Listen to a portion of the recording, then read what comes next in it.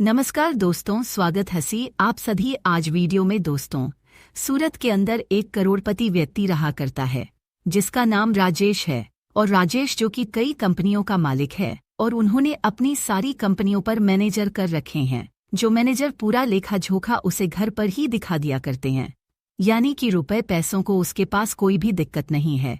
अच्छी तरह से उसका समय व्यतीत हो रहा है। वह घर पर अपने परिवार के साथ रहा करता है। उसका एक लड़का है जिसकी उम्र 15 साल है।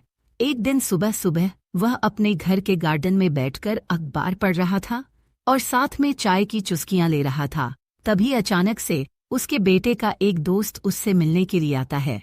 राजेश बैठा बैठा अपने बेटे और उसके दोस्त को देख रहा था और देखने के बाद उसे अपने एक दोस्त की याद आ जाती है। इसके बाद जो राजेश होता है वह अपने दोस्त से मिलने का फैसला करता है और घर के अंदर जाकर अपनी पत्नी से सामान पैक करने के लिए कहने लगता है और कहता है कि हमें अपने दोस्त से मिलने के लिए जाना है। तो उसकी पत्नी उससे पूछने लगती है कि कौन सा दोस्त और किससे तुम मिलने जा रहे हो। तो वह कह देता है कि मैं अपने दोस्त मोहनलाल से मिलने के लिए जा रहा हूँ। इस नाम को सुनते ही उसकी पत्नी एकदम से इस बात के लिए तैयार हो जाती है और कहने लगती है कि ठीक है, मैं सामान पैक कर लेती हूँ और हम दोनों चलेंगे उनसे मिलने के लिए। पत्नी सामान पैक करने लगती है, लेकिन तभी जो राजेश होता है वह बाहर आता है और बाहर आकर अपने बेटे से भी तैयार होने के लिए कहने लगता है। अब बेटा पूछता है, जबकि पिताजी हम कहाँ जा रहे हैं? तो वह कहता है कि एक खास आदमी है और उससे तुम्हें मिलना है। इस बात को सुनकर बेटा कहने लगता है कि पिताजी आप चले जाओ, लेकिन पिता कहता है कि नहीं बेटा, तुम्हारा उससे मिलना जरूरी है। इसके बाद बेटा भी अपने पिता के साथ जाने के लिए तैयार हो जाता है और सभी लोग तैयार होकर वहां से निकलने लगते हैं। धीरे धीरे सफर तय होता है और सफर तय करने के बाद वह लोग सीधा बिहार पहुंच जाते हैं। अब बिहार आने के बाद जो राजेश नाम का व्यक्ति होता है वह वहीं के एक नज़दीकी बैंक में जाता है और बैंक से लगभग 10 से 12 लाख रुपए निकाल लेता है। मैं बैठने के बाद इस सफर को दोबारा से तय करने लगता है। अब जैसे ही बेटा देखता है कि पिता ने ढेर सारे पैसे निकाले हैं तो वह उससे पूछने लगता है कि पिताजी आपने इतने सारे पैसे क्यों निकाले हैं? इस बात को सुनकर पिता मुस्कुराने लगता है और कहने लगता है कि बेटा, इन पैसों की जरूरत है। किसी का मुंह पर कर्ज है और उस कर्ज को मुझे चुकाना है। अब यह बात बेटे को बिल्कुल भी हजम नहीं होती, क्योंकि उसके पिता काफी पैसे वाले थे तो उनके ऊपर किसी का कर्ज होना बिल्कुल भी पॉसिबल नहीं था। तो वह कहने लगता है कि पिताजी आप क्यों मेरी टांग खिंचाई कर रहे हो? आपके ऊपर भला किसका कर्ज है? तो वह कहने लगता है कि ठीक है बेटा, अगर ऐसी बात है तो मैं तुम्हें एक छोटी सी कहानी सुनाता हूँ। उस कहानी को सुनने के बाद बताना कि मुझ में पर कर्ज है या नहीं है।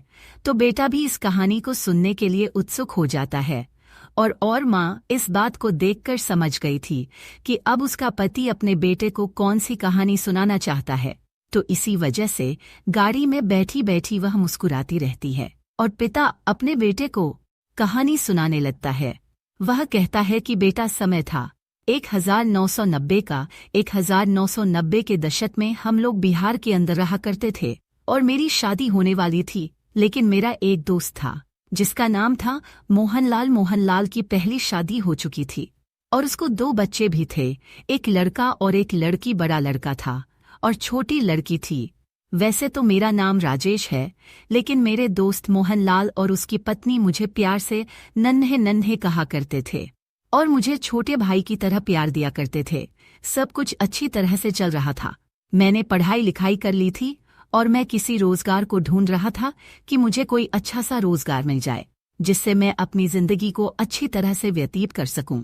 उसी दौरान हमारे अड़ोस पड़ोस वाले मेरी शादी की चिंता करने लगते हैं, क्योंकि मेरे माता पिता तो मुझे बचपन में ही छोड़कर चले गए थे और उसके बाद से मैं इधर उधर अड़ोस पड़ोसियों के यहीं पर टाइम बिताया करता था। लेकिन सबसे ज्यादा मैं मोहनलाल के यहाँ पर टाइम बिताया करता था। वह मेरा अच्छे से ख्याल रखा करता और बड़े भाई की तरह मुझे हर बात को समझाया करता। अब जब अड़ोस पड़ोस वाले शादी के लिए कहते हैं तो मैं भी अपनी शादी कर लेता हूँ, लेकिन शादी के बाद मुसीबतें आनी स्टार्ट हो जाती हैं, क्योंकि शादी के बाद अब मैं अकेला तो रह नहीं गया था, मुझे घर बसाना था और घर के अंदर घर को चलाने के लिए पैसे चाहिए और मेरे पास बिल्कुल भी पैसे नहीं थे। मैं इन्हीं सब बातों से बहुत ज्यादा परेशान रहा करता और जब भी मैं मोहनलाल से इन बातों को किया करता तो वह कुछ न कुछ सहारा मुझे दे दिया करता और कहा करता कि तू चिंता मत कर, मैं हूँ तेरे साथ। इन सभी बातों से मैं काफी ज्यादा परेशान हो गया था और अब मुझे कुछ बड़ा करना था। इसीलिए मैं सोचता हूँ कि मैं कहीं बाहर चला जाऊं और वहां पर रहकर मेहनत मजदूरी करके अपना भरण पोषण करूं।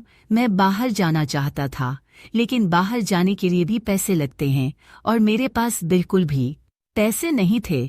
इसके बाद लगभग 1992 में मैं अपने दोस्त मोहनलाल के पास जाता हूँ।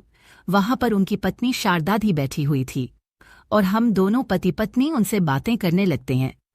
बातों ही बातों में मैं उसे बता देता हूँ कि मुझे बाहर जाना है और बाहर जाने के लिए मुझे कुछ पैसों का इंतजाम करना है। मैं उनसे कहता हूँ कि यार ऐसा कर, मेरी जमीन को बेच दे और उससे मुझे जो भी पैसे मिलेंगे उन पैसों से मैं अपना रोजगार चला लूंगा। लेकिन तभी मोहनलाल और उसकी पत्नी कहने लगते हैं कि अरे ऐसी कौन सी बात हो गई जो तू जमीन को बेचने की बात कर रहा है, और वैसे भी उस टाइम पर जमीनों का इतना भाव नहीं था, जमीनों को लेकर भी राजी नहीं था। तो इसी वजह से वह लोग कहने लगते हैं कि तुम चिंता मत करो, तुम्हें कितने पैसे चाहिए। तो मैं उनको बताता हूँ लगभग 10,000 रुपयों का इंतजाम हो जाए तो बहुत ही अच्छी बात है, उन पैसों से मैं अपना रोजगार चला सकता हूँ। इसके बाद अपनी पत्नी के कुछ जेवर उसके पास रखे हुए थे, उन जेवर को लेकर एक सुनार के पास जाता है और वहां पर 10,000 में उन जेवर को गिरवी रख देता है और जो पैसे उसे मिलते हैं उन पैसों को लाकर मेरे हाथ में थमा देता है। अब मैं जैसे ही अपने हाथ में पैसे देखता हूँ तो अपने दोस्त से पूछने लगता हूँ कि कहाँ से लेकर आए हो, तो वह बता देता है कि इसी तरह से तुम्हारी भाभी के जेवर मैंने गिरवी रख दिए हैं और बाद में मैं पैसा कमाकर उन्हें छुड़ा लूंगा। तुम कैसी भी चिंता मत करो और अपनी जिंदगी को अच्छी तरह से व्यतीत करो। यह तुम्हारे पास पैसे हैं और इन पैसों को तुम्हें कभी भी देने की जरूरत नहीं है। मैं तुम्हारा दोस्त हूँ और इतना हक तो मेरा बनता ही है। ऐसा कहकर उसने मुझे पैसे दे दिए और पैसे देकर वहां से जाने के लिए कह दिया। उसके बाद मैं अपनी पत्नी को लेकर वहां से सीधा सूरत आ जाता हूँ और सूरत में आकर छोटा मोटा काम करने लगता हूँ। उस काम में मैं दिन रात मेहनत करता हूँ। मेहनत करने के बाद मेरा जो काम है वह अच्छी तरह से चलने लगता है। धीरे धीरे समय बीतता है और के साथ साथ मेरी बहुत बड़ी बड़ी कंपनी बन जाती है, जिन कंपनियों को आजकल तुम देखा करते हो, और मैं ढेर सारी तरक्की करने लगता हूँ। लेकिन इन तरक्की के दौरान मैं अपने दोस्त को बिल्कुल ही भूल गया कि इस काम को चालू करने के लिए उसने मुझे पैसे दिए थे। अब जैसे ही उस दिन मैं बाहर बैठकर चाय पी रहा था और मेरा दोस्त उससे मिलने के लिए आया था, तो एकदम से मेरे दोस्त को देखकर मुझे अपने दोस्त की याद आ गई और उसके बाद मैंने फैसला किया उससे मिलने का। तो यह जो पैसे मैंने निकाले हैं, यह पैसे उसी के 10,000 के बदले निकले हैं। इन पैसों को उन्हें दूंगा और कहूंगा कि यह तेरे ही पैसे हैं जो तूने मुझे दिए थे। इस बात को सुनकर बेटा एकदम से एक्साइटेड हो जाता है और कहने लगता है कि पिताजी आपने इस बात के बारे में मुझे पहले क्यों नहीं बताया। तो पिता कहने लगता है कि बेटा तुम्हें कैसे बताते, हम इन बातों को पूरी तरह से भूल चुके थे, क्योंकि फिलहाल अब तक इन बातों को 20 साल हो चुके थे। 1992 में राजेश बिहार को छोड़कर सूरत गया था, लेकिन फिलहाल समय था 2012 का और पिता कहता है कि ना ही कोई हमारा संबंधी इस गांव के अंदर रहा करता है, जिसकी वजह से हमें उस गांव की याद आती रहती। तो इस बात को सुनकर जो बेटा होता है वह भी उस मोहनलाल जी से मिलने के लिए एक्साइटेड हो जाता है और वह देखना चाहता है अपने पिता के उस दोस्त को, जिस दोस्त की वजह से आज वह लोग इतनी अच्छी जिंदगी जी रहे हैं। धीरे धीरे सफर तय होता और सफर तय करने के बाद लगभग शाम के समय वह लोग उस घर के पास पहुंच गए थे।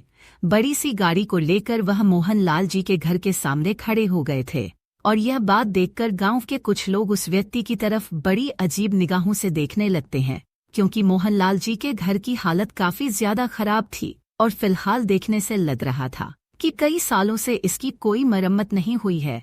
ये बात राजेश को भी महसूस होती है और इसके बाद वह अपनी गाड़ी से उतरता है और सीधा उस घर के अंदर जाने लगता है।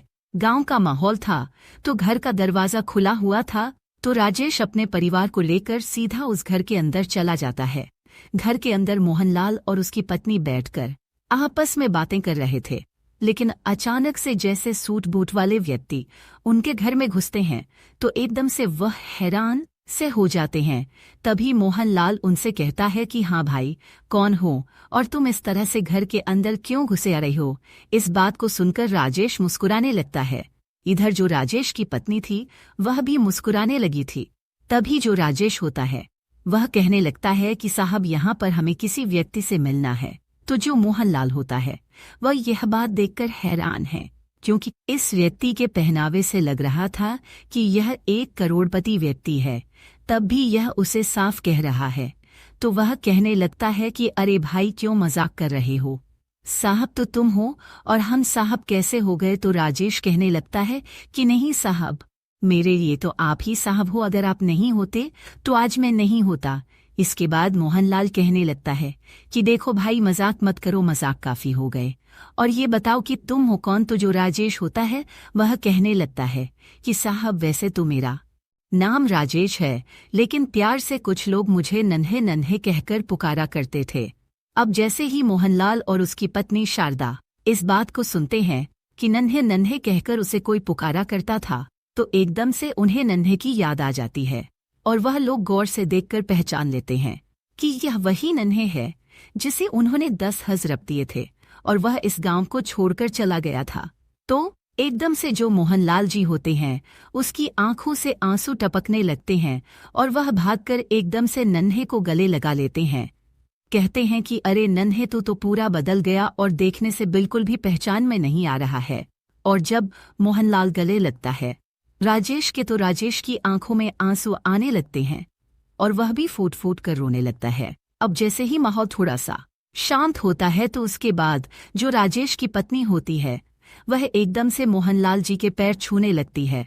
अब गांव के कुछ लोग यह सब कुछ देखकर चौकन्ना हो गए थे और वह घर के अंदर ताका झांकी कर रहे थे। जैसे ही वह देखते हैं कि वह करोड़पति व्यक्ति गाड़ी में बैठकर उनके घर पर आया है और उसके बाद उसकी पत्नी इन गरीब लोगों के पैर छू रही है, तो वह लोग भी हैरान हो जाते हैं और घर की दीवारों से कान लगाकर सुनने लगते हैं। तभी जो मोहनलाल जी की पत्नी होती है वह कहने लगती है कि अरे, इसी तरह से खड़े खड़े बात करोगे या इनको बैठने के लिए भी पूछोगे।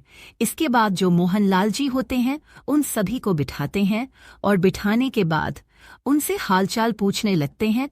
तो जो राजेश होता है वह मोहनलाल जी को अपने बारे में पूरी बातें बताता है और कहता है कि गुजरात के सूरत में मेरी बहुत बड़ी बड़ी कंपनियां हैं और वहां पर रहकर मैं बहुत अच्छी जिंदगी जिया करता हूं। लेकिन तुम बताओ, तुम्हारा क्या हाल चाल है और यह आप लोगों ने अपना क्या हाल बना रखा है। इस बात को सुनकर मोहनलाल और उसकी पत्नी एकदम से खामोश से हो जाते हैं और उनके चेहरे पर है। तभी जो राजेश होता है वह मोहनलाल का हाथ अपने हाथ पर रखता है और कहता है कि दोस्त, तू बेशक से मेरा दोस्त है, लेकिन तू मेरे लिए बड़े भाई से कम नहीं है, क्योंकि शायद अगर तू मेरी उस टाइम पर मदद नहीं करता तो मैं इतना बड़ा व्यापारी नहीं बन पाता और मेरे इतने बड़े बिजनेस नहीं हो पाते। अगर तुम्हें कैसी भी कोई समस्या है तो तुम बेझिझक होकर मुझे बता सकते हो, आखिर क्या हुआ है ऐसा जो तुम्हारी हालत ऐसे है। तो उसके बाद जो मोहनलाल जी होते हैं वह अपने बारे में उसे बताने लगते हैं। कहते हैं, तू यहाँ से चला गया था तो हमने 10,000 रुपये दे दिए थे। तो उसके बाद हम दोनों पति पत्नी मेहनत करते हैं और मेहनत करने के बाद उन जवरों को तो छुड़ा लेते हैं, लेकिन धीरे धीरे परिवार के अंदर बहुत कुछ चेंज होने लगता है। मेरी तबीयत खराब होने लगती है, बच्चे बड़े होने लगते हैं, उनकी पढ़ाई लिखाई का खर्चा और साथ में बेटी जवान होने लगती है। धीरे धीरे मैं बीमार रहने लगा और बीमारी के कारण मुझसे कम आया। मेरा बेटा जो कि बाहर मेहनत मजदूरी किया करता है, लेकिन कैसे भी कर ले इतना पैसा वह कहाँ से जोड़ सकता है। जो भी पैसे वह कमाया करता है उन पैसों से घर का खर्च चला करता है और साथ में मेरी बीमारी का इलाज भी हुआ करता है। मैंने अपनी बेटी को उसके मामा के यहाँ पर छोड़ रखा है ताकि घर का खर्च कुछ कम हो सके। और इन बातों को बताते हुए मोहनलाल जी एक एक बार फिर से फूट फूट कर रोने लगते हैं और उनकी पत्नी शारदा की आंखों में भी आंसू आ जाते हैं। तो राजेश और उनकी पत्नी दोनों उनको संभालते हैं और उसके बाद उस ब्रीफ केस को, जिस ब्रीफ केस के अंदर ढेर सारे रुपए थे, उसको उनके सामने रखते हैं और कहते हैं कि देखो, मैं तो तुम्हारा कर्ज चुकाने के लिए तुम्हारे पैसों को लेकर आया था, लेकिन लगता है अब तुम्हें इनकी कोई भी जरूरत नहीं है। इसके बाद मोहनलाल कहने लगता है, अरे भाई, मैंने तुमसे कह तो दिया था कि यह कोई कर्ज नहीं है, यह तो हमारा प्यार है जो हमने तुम्हारे लिए किया था। वह लोग इसी तरह की बातें कर रहे थे और तभी यहाँ पर जो मोहनलाल जी होते हैं उनका बेटा आ जाता है, जो कि अब तक मजदूरी कर रहा था। और इसके बाद जैसे ही वह घर के अंदर इन लोगों को बैठे देखता है तो एकदम से हैरान हो जाता है। तभी मोहनलाल जी अपने बेटे को इशारा करते हैं और उसे अपने पास बुलाकर बिठा लेते हैं। वह राजेश से कहते हैं कि राजेश, यह है मेरा बेटा जो कि मेहनत मजदूरी करके अपने परिवार की आर्थिक स्थिति को मजबूत करना चाहता है। तो राजेश मोहनलाल जी के बेटे से पूछने लगता है कि बेटा, तुम क्या किया करते हो? तो वह कहता है कि अंकल जी, पढ़ाई लिखाई तो की थी, लेकिन परिवार की कंडीशन की वजह से मुझे मेहनत करना ही अच्छा लगा, तो मैं मेहनत किया करता हूँ, साथ में गवर्नमेंट जॉब की तैयारी भी कर रहा हूँ। इस बात को सुनकर राजेश उसे शाबाशी देता है और कहता है कि बेटा, मेहनत करते रहो, मेहनत का फल हमेशा मीठा होता है। तो जो मोहनलाल का बेटा होता है वह अपने पिता से इन सभी चीज़ों के बारे में पूछना चाहता है कि यह लोग कौन हैं और यहाँ पर ये क्या कर रहे हैं, और यह भाव उसके चेहरे पर साफ साफ दिखाई दे रहे थे। राजेश इन भावों को पढ़ लेता है और तभी वह मोहनलाल के बेटे को बता देता है कि बेटा, मैं जानता हूँ और जो कुछ भी तुम जानना चाहते हो उन सभी चीज़ों के जवाब तुम्हें मिल जाएंगे, लेकिन उससे पहले तुम्हें मेरे साथ चलना होगा। इसके बाद राजेश उठने लगता है, लेकिन तभी मोहनलाल कहता है कि कहाँ ले जा रहे हो तुम इसे? तो वो कहता है कि मेरे बीवी बच्चे यहीं पर हैं, तो चिंता मत कर, तेरे बच्चे को किडनैप नहीं करूँगा, बस मुझे इससे कुछ काम है। ऐसा कहकर वह मोहनलाल के बेटे को अपने साथ बिठा है और वहां से गाड़ी लेकर चल देता है। वह मोहनलाल के बेटे से उसके मामा के यहाँ का एड्रेस पूछता है और वहां से वह लोग सीधे मोहनलाल के ससुराल पहुंच जाते हैं और वहां से उसकी बेटी को अपने साथ लेकर वापस उसी घर में आ जाते हैं। वहां पर आने के बाद राजेश उनसे कहने लगता है कि दोस्त देखो, बहुत हो गया, अब तुम्हें इस तरह से जिंदगी जीने की कोई जरूरत नहीं है। मेरे पास ढेर सारा रुपया पैसा है, अच्छा ही बड़ा कान बना पड़ा है सूरत के अंदर, तो अब तुम लोग मेरे साथ वहीं पर चलोगे और वहीं पर जीवन व्यतीत करोगे। यहाँ पर क्या है, यहाँ पर बच्चों को मजदूरी भी बहुत कम मिला करती है, वहाँ पर किसी न किसी कंपनी में तुम्हारा बेटा मेरी में काम कर लेगा और वहीं पर मेरे साथ जीवन को व्यतीत करो। मैं तुम्हारी बेटी की भी वहीं पर शादी कराऊंगा। अब यह बातें सुनकर मोहनलाल कहने लगता है कि नहीं यार, हम यहीं पर ठीक है, तू ही वहीं पर बना रह और कोई भी कैसी भी दिक्कत नहीं है। अब जो मोहनलाल का बेटा है वह अभी तक भी संतुष्ट नहीं है और उसे नहीं पता कि यह कौन है और इतना बड़ा बिजनेस होकर मेरे पिता के पास क्या कर रहा है। तो उसके बाद में पूछ ही लेता है कि अंकल जी, आप हो कौन और हमें अपने साथ ले जाने के लिए क्यों कह रहे हो? तो जो राजेश होता है वह उसे बता देता है कि बेटा, मैं इसी तरह से तुम्हारे पिता का दोस्त हूँ और इसी गांव का रहने वाला हूँ। अब गांव वाले जो बाहर से इस बात पर निगाह हटाए कि उन लोगों को भी पता चल जाता है कि यह कौन है और यहाँ पर क्या कर रहा है। तो गांव के कुछ गंवार लोग वहां पर आते हैं और आने के बाद उससे अपनी जान पहचान बढ़ाने लगते हैं। राजेश इन सभी बातों को समझ गया था और वह कहने लगता है कि ठीक है, आप जो भी कह रहे हो वह सभी बातें ठीक हैं, लेकिन फिलहाल मुझे अपने दोस्त को अपने साथ ले जाना है। तो राजेश का दोस्त मोहनलाल कहने लगता है कि भाई, अभी तो रात हो गई है, कल सुबह देखते हैं, आज रात तुम यहीं पर रुको और कल सुबह देखते हैं कि क्या होना है। ऐसा कहकर मोहनलाल राजेश के परिवार और राजेश को वहीं पर रोक लेता है और रात भर वह आपस में एक दूसरे से बातें करते रहते हैं। रात भर में उन लोगों ने तय कर लिया था कि वह लोग वहीं पर अपनी आगे की जिंदगी बिताएंगे। दूसरे दिन सुबह सुबह जो राजेश होता है पूरे परिवार को लेकर वहां से सूरत अपने घर में आ जाता है और वहीं पर उन्हें आदर सम्मान के साथ रखने लगता है। राजेश ने मोहनलाल की बेटी की शादी एक बहुत ही बड़े घर में तय कर दी थी और बेटे को कंपनी के अंदर बहुत बड़ा मैनेजर बना दिया था। कुछ दिनों बाद मोहनलाल के बेटे की भी शादी हो जाती है और शादी होने के बाद उसकी जो पत्नी आती है वह भी उसी घर के अंदर रहने लगती है। इसके बाद मोहनलाल का बेटा अपने लिए एक अलग से मकान खरीदता है और उसके अंदर अपनी पत्नी के साथ रहने लगता है। मोहनलाल और उसकी पत्नी शारदा कभी अपने दोस्त के यहाँ पर रहा करते तो कभी अपने बेटे के यहाँ पर रहा करते हैं और अच्छी तरह से अपने समय को व्यतीत करते हैं। अब गांव वाले भी जान चुके थे कि हमारे यहाँ का एक व्यक्ति वहां पर बहुत बड़ा व्यक्ति बन गया है, तो गांव से भी कुछ लोग उसके पास आने लगते हैं अपने अपने बच्चों की सिफारिश लेकर और कहते हैं कि हमारे बच्चों को भी कंपनी में काम दे दो ताकि वह भी अपने भविष्य को बेहतर कर सके। तो वह गांव के कुछ व्यक्तियों को वहां पर लगा लेता है और हंसी खुशी अपना जीवन व्यतीत करता है। और फिलहाल 2014 में मोहनलाल जी की मौत हो चुकी है। उसका बेटा सूरत के अंदर वहीं पर रहा करता है और उसके 3 बच्चे हैं। राजेश के बेटे की भी शादी हो गई है और शादी होने के बाद उसके 2 बच्चे उसके साथ रहा करते हैं।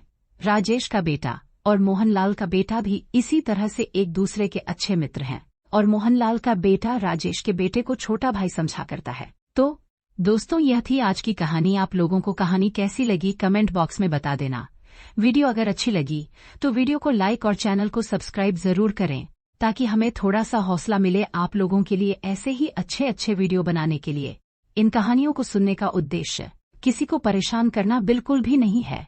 यह कहानी आपको इसलिए सुनाई जाती है ताकि आप लोग इन कहानियों में से कुछ न कुछ सीख सको और अपने जीवन में उस चीज को अप्लाई कर सको। मिलते हैं दोस्तों, मिलते हैं ऐसी और एक सच्ची कहानी के साथ।